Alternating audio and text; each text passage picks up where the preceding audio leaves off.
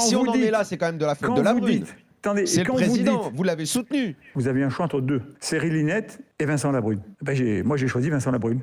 Voilà. Donc celui qui a planté le football français. Daniel, si vous écoutez ce que je dis de temps en temps, parce que vous avez beaucoup d'infos, mais pas toujours celles qu'il faut.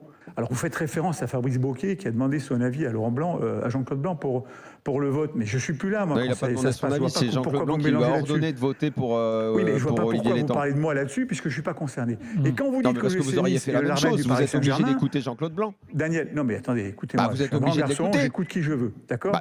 Vous êtes obligé d'écouter votre actionnaire qui marche main dans la main avec Nasser El Khelaifi puisqu'il le tient. Mais Jean-Claude Blanc, c'est une chose, notre actionnaire, c'est autre chose. Je voudrais terminer juste une chose.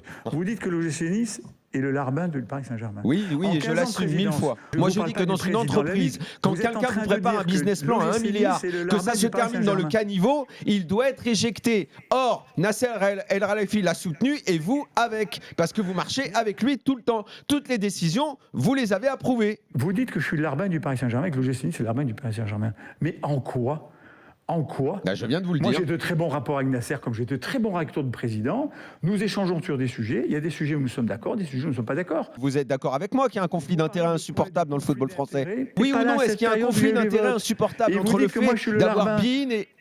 Non, mais attendez, vous mélangez tout, Daniel. Il ne faut pas tout mélanger. Quand on veut être pragmatique, il ne faut pas tout mélanger, Daniel. Voilà.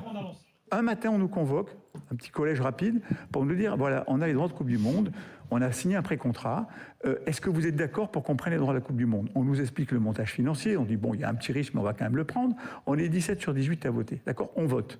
Et on nous explique, il faut vite voter, parce qu'on va essayer d'attraper ces droits de façon définitive, ce qui n'est pas encore le cas. Il n'y a eu que 17 votes sur 18, ce qui est logique, d'accord ? Puisque vous avez beIN Sport qui était intéressé par ces droits.